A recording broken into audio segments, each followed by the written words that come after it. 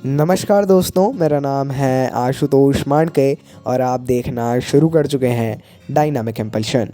आज के इस वीडियो में हम बात करेंगे 13 अप्रैल 2023 के करंट अफेयर्स की। और अब जब आपने थंबनेल पे क्लिक कर ही लिया है, वीडियो देखने का मन बना ही लिया है और जानना चाहते हैं आज के करंट अफेयर्स को, तो अंत तक ही जुड़े रहिएगा क्योंकि ज्ञान को कभी भी अधूरा नहीं छोड़ना चाहिए।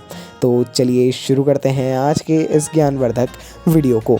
शुरू करते हैं सबसे पहली जानकारी के साथ। महाराष्ट्र सरकार ने घोषणा की है कि 28 मई को पड़ने वाली विनायक दामोदर सावरकर की जयंती को स्वतंत्र वीर गौरव दिवस के रूप में मनाया जाएगा। हाल ही में महाराष्ट्र सरकार ने एक बड़ा ऐलान किया है। आप सभी को पता होगा 28 मई को विनायक दामोदर सावरकर जी की जयंती पड़ती है। इसको स्वतंत्र वीर गौरव दिवस के रूप में महाराष्ट्र में मनाया जाएगा।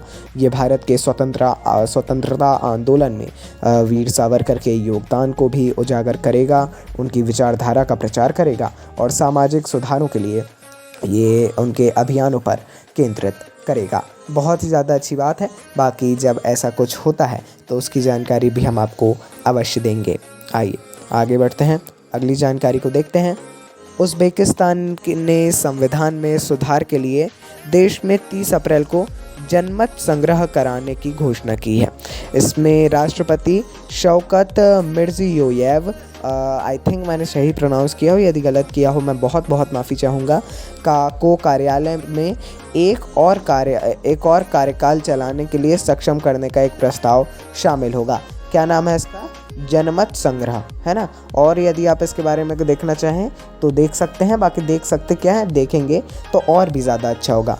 उज़्बेकिस्तान, है ना, उज़्बेकिस्तान ने संविधान में सुधार के लिए करीब 30 अप्रैल को ये जनमत संग्रह करने की घोषणा की है। अवश्य पढ़िएगा क्योंकि एक इंटरेस्टिंग और एक थोड़ा नई टॉपिक है ये।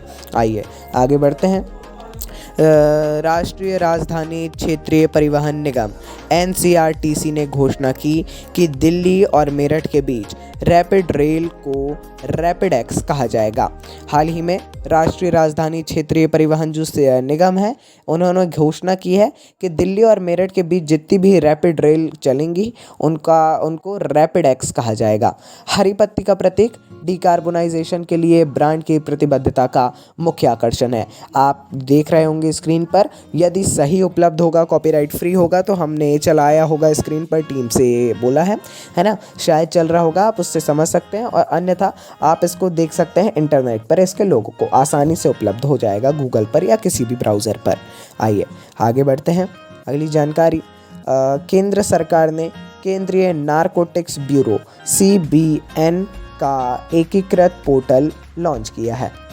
केंद्रीय नारकोटिक्स ब्यूरो का अभी तक एक एकीकृत मतलब एक समान पोर्टल नहीं था, लेकिन हाल ही में केंद्र सरकार ने ऐसा पोर्टल लॉन्च कर दिया है।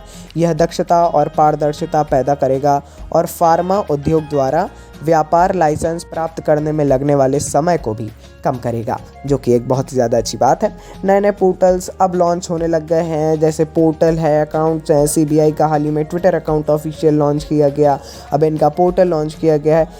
ये सारे संगठन जो हैं उस समय में ऐसा इनका कुछ ज़्यादा नहीं था, लेकिन अब धीरे धीरे हमें देखने को मिल रहा है, जो कि कहीं ना कहीं अच्छी बात है। आइए आगे बढ़ते हैं।